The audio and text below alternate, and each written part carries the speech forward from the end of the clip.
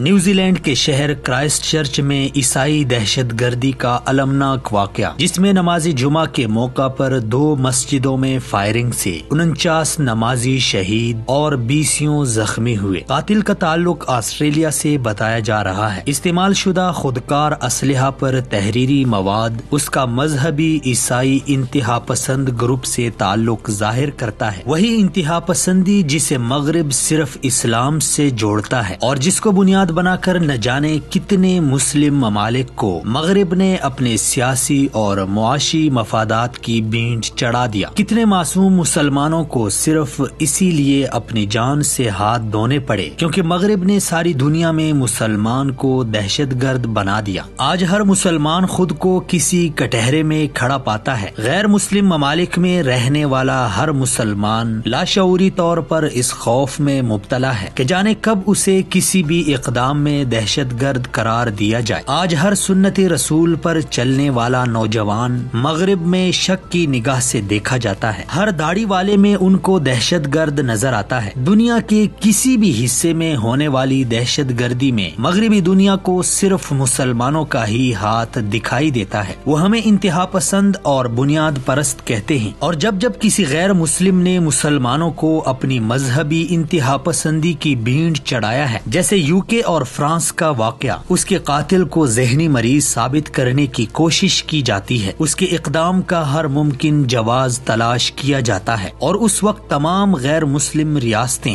ہمیں ایک نظر آتی ہیں۔ مسلمانوں کو دہشت گرد کہنے والوں سے کوئی سوال کرے کہ تمہارے ہاں دہشت گردی کی تعریف کیا ہے؟ کیا دہشت گردی کو صرف مسلمانوں سے منسوب کر دیا گیا ہے؟ وہ جو سالوں سے اسرائیل فلسطین کے نہتے عوام کے ساتھ کر رہا ہے، کیا وہ ریاستی دہشت گردی نہیں؟ کسی کے علاقوں پر قابض ہو کر اس کی عوام سے آزادی اور جینے کا حق چھین لینا، کیا یہ دہشت گردی نہیں؟ بھارت جو 1947 سے کشمیر میں کر رہا ہے، کیا وہ دہشت گردی نہیں؟ ان کی خود مختاری کو نہ ماننا، ان کو بنیادی حق آزادی سے محروم کرنا، ان کے جان و مال، عزت و آبرو سب بھارتی دہشت گردی کا شکار ہو رہے ہیں۔ مگر چونکہ یہ سب مسلمانوں کے ساتھ ہو رہا ہے، اسی لیے دہشت گردی کے زمرے میں نہیں آتا۔ برما نے جو میانمار میں ہزاروں مسلمانوں کو ذبح کر دیا، ان کو کشتیوں میں بٹھا کر سمندر برد کر دیا، یہ اقدام بھی دہشت گردی نہیں؟ عراق میں امریکہ اور داعش کے ہاتھوں، پاکستان میں را، موساد اور CIA کی دہشت گردی، افغانستان میں امریکی دہشت گردی، ہر جگہ مسلمان ہی دہشت گرد و بربریت کا شکار ہو رہے ہیں، اور پھر بھی مسلمان ہی دہشت گرد ہیں۔ جب مجرم ہی منصف ہو تو انصاف کون کرے گا؟ انٹرنیشنل میڈیا ان کا،